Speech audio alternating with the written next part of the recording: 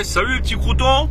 Non, nouvelle vidéo, toujours la Twingo. Oh putain, faut pas filmer en conduisant, c'est mal. Là je m'en vais à Verton, au BRS Garage, terminer le moteur. Ça va être la vidéo du jour. Et du coup je vais chercher les petits pains et tout, tu vois.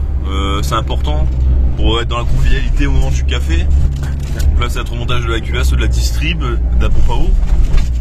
On a enfin reçu les segments rectifiés. De toute façon je vais vous montrer tout ça. Et puis arbeit. Ouais, bisous total.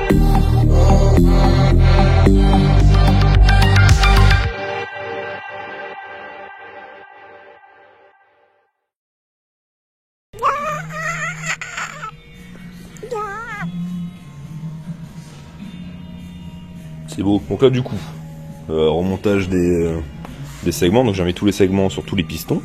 J'avais déjà un ticket pour voir. Je vais monter les pistons dans le bloc. Hop, du coup je passe ça pour vous montrer. Donc j'utilise ceci, petit comprime segment tout neuf. Adrien il l'a acheté juste pour que je puisse faire le moteur. Merci Adrien, c'est gentil. Donc quand tu viens monter tes segments, vois-tu, les segments ils doivent être à 120 degrés à peu près. Donc l'ouverture. Donc là ici, on va dire qu'on se met au top. Celui du dessous, hop, on va le mettre en bas à gauche. Le dernier, le racleur. Paf. Voilà, donc ça fait nos 120.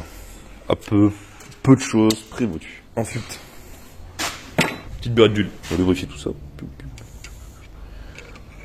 Alors je te pose.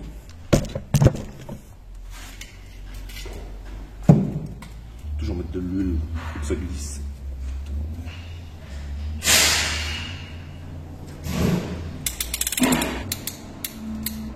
Et avant que ça aille comme un peu, il faut contrôler que tous les segments soient au bon endroit. Lui il est pas bien mis. Voilà. Tu vois, faut mettre plein d'huile. L'huile c'est la vie. Chez les écrous. Donc pareil, il y a un sens pour le montage du chapeau. C'est comme c'est coupé au laser, ce truc là. Ça a un sens. Ça a un sens. Donc là, l'écriture était tous du même côté. Je sais que ça se monte comme ça. Pareil, faut pas qu'il y ait d'huile sur la bielle, sinon si t'as un film d'huile sur la bielle, ton coussinet il peut tourner et tes ouches thermiques ils se font pas bien. Hop, donc nouveau coussinet, c'est magnifique. Toute vaseline, c'est de la vaseline, c'est la vie aussi. Moi je sais qu'il existe d'autres trucs pour monter tout ce qui est montage comme ça, mais j'ai toujours fait la vaseline parce que la vaseline c'est pas cher et qu'on est pauvre. Hop, voilà. Donc pareil, t'as un sens aussi pour le montage des pistons. Où vois-tu? Ça dépend de ta RTA, faut que tu regardes. Et là, moi pour le blog, ouais, je le sais, parce que les empreintes de soupape qu'ils ont pliées sur la culasse, c'est les petites soupapes. Une petite soupape, c'est échappement. Ça se voit la gueule des conduits. Et l'échappement est à l'arrière sur ce bloc. Donc au cas où, si tu sais pas et que tu as bousillé ton bloc, bah moi tu peux le voir. Non, après voilà, si tu sais pas, tu peux regarder en fonction de la taille des embases. Ici elles sont plus petites que là, donc tu le vois au jour là et au jour là. Donc tu peux te référer à ce truc là. Mais bon, c'est mieux de faire ça avec la RTA. Moi, t'as pas de problème.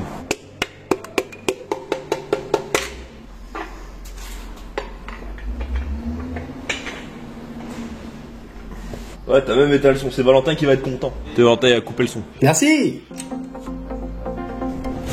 Hop, bon puis là il n'y aura plus qu'à serrer. Donc là j'avais déjà changé les coussinets d'îlot la dernière fois. Donc cette fois on s'occupe des bielles, et puis après donc je chargerai tout au couple, et puis après on peut envoyer la culasse et tout le reste. Bon voilà, bon, du coup je termine de monter ça.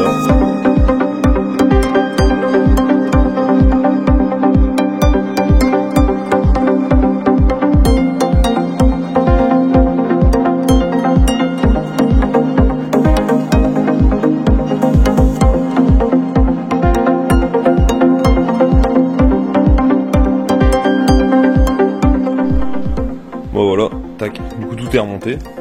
J'ai huilé les cylindres pour pouvoir lubrifier un peu quand même tous les segments. Donc là je l'ai fait tourner c'est un grand mot. J'ai appuyé sur les pistons pour actionner tout ça et donc ça a l'air d'aller. Donc là ensuite, du coup je vais nettoyer le pan de joint, je vais redégraisser un coup. Je vais pouvoir envoyer ces jaunes culasses. Il y en a un là et l'autre il est là. Voilà, mais pourtant Corteco c'est bien. Donc, du coup on va enfiler les jaunes culasses, on va assembler la culasse, puis après arbeit. Bon, du coup je vous ferai un timelapse, ça sert à rien que je rencontre en ligne. Ouais, bisous.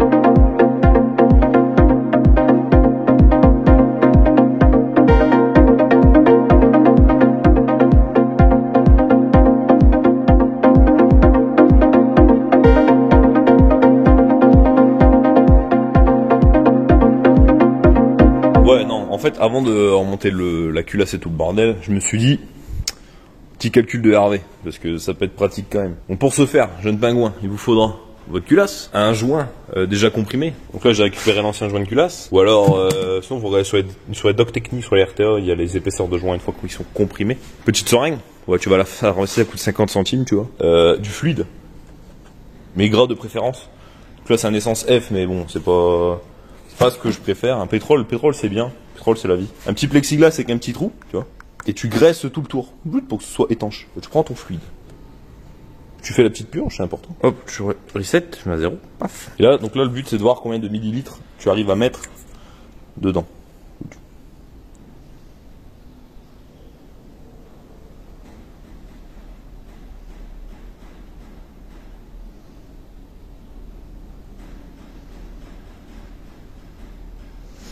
Donc là, on est à 5. 10. 11. Bon, 12. 12 millilitres. Ensuite, je vais montrer pareil avec la culasse. Donc là, bah, pareil, même opération. Je vois avec ton petit pot là. On va prendre la grosse seringue parce que le volume il est non plus important.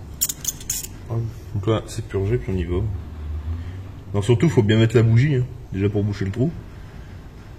Et puis, le volume de la bougie, la forme de la bougie, ça change le volume de la chambre. Donc du coup, ça change aussi le RV. Donc là, on a 20 ml, on va en mettre 5. On a 25. 5, 8, 2. 5, 8, 2. 25, 8, 2. Et on a rajouté 4. Donc 25, 8, 2 et 4. Ce qui nous fait alors, 10, 25, 35, 39 millilitres. Donc on sait que notre chambre de combustion, il y a 39 millilitres.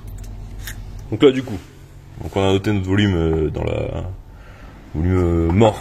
Ce qu'on appelle le volume mort d'un piston, c'est ce qu'on a mesuré tout à l'heure sur le bloc. Ça, c'est le volume mort de la chambre de combustion. C'est ce qu'on vient de mesurer à l'instant même là-dessus. Ensuite, sur ça, il nous faut aussi l'épaisseur.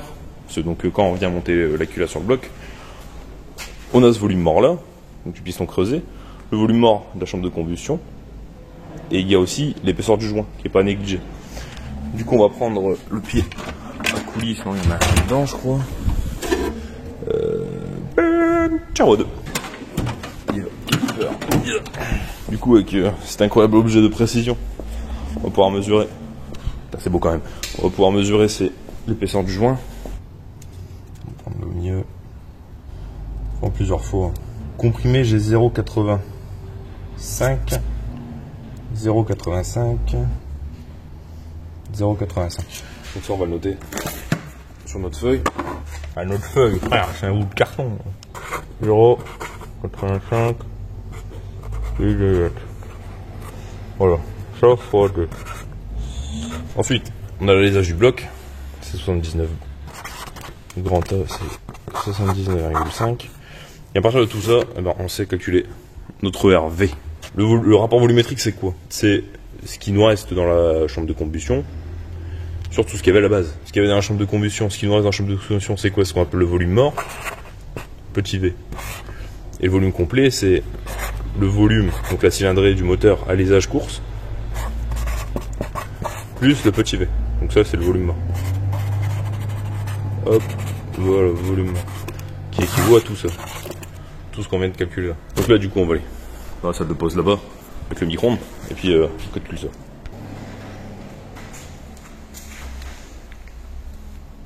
Boum. Petite spider.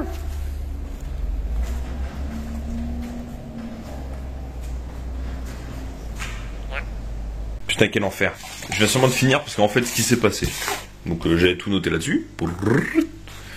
Mais en fait, j'ai chié. J'ai chié sur ces trucs-là. Parce qu'en fait, quand j'ai fait mon montage, j'ai pris la plaque de plexi percée là. J'ai graissé, mais j'ai pas assez graissé le tour. En fait, ce qui se passait, c'est que j'avais des fuites sur les côtés. Et puis, comme je l'avais fait au pétrole, pas au pétrole, à l'essence F et pas au pétrole. L'essence F, c'est un dégraissant. Du coup, ce qui s'est passé, c'est que la graisse s'est dissoute, ça a fui partout, mais je l'ai pas vu comme c'était transparent. Donc là, du coup, je l'ai refait à l'huile. Donc mes valeurs de P, ils ont changé.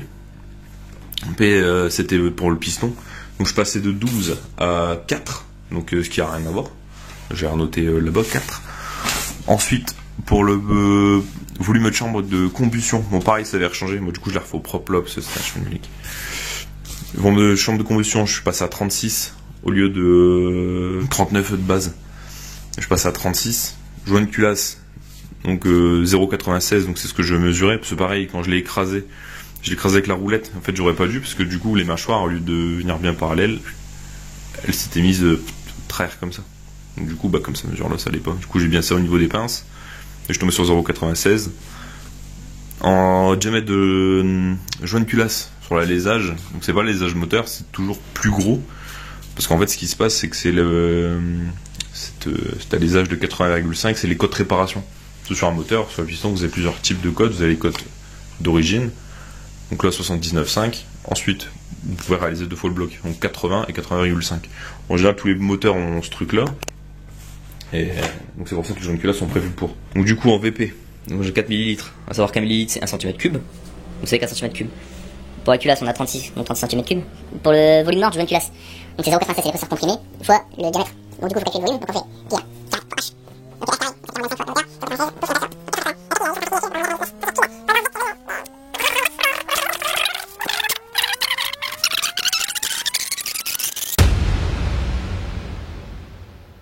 nous tombons à RV de 9. Donc RV de 9, c'est bien pour du jus de betterave, pour l'éthanol. D'origine on était à 9,89, donc 9,9.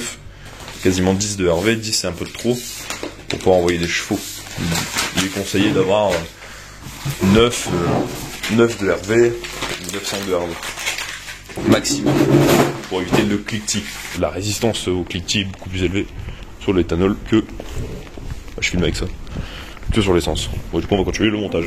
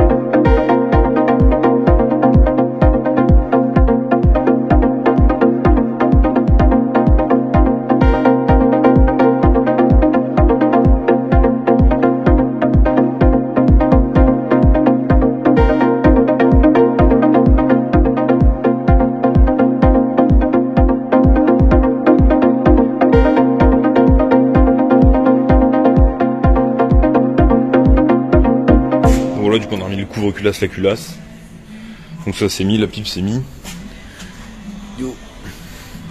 Donc là il restera c'est les spies d'Arbracam, je les ai pas. J'ai distribué pareil. Donc là ici t'as notre platine qui vient mais je l'ai pas encore monté. Et puis voilà, pour le bloc ça va être tout. Donc il restera les bobines. Là faut que je récupère c'est la bride avec le Calorsta. Là ça c'est les vieux joints, donc ça pareil faut que je les change. Monter la pompe à eau ça peut être pratique. Après là-bas il y a le damper, donc ça c'est la fameuse plaque que je dois remonter sur l'autre bloc. Faut que je la nettoie aussi. Ah ouais aussi, on n'a pas trop filmé le remontage parce qu'il y a eu un petit problème. C'est un problème ça. Ça c'est les vis des bielles.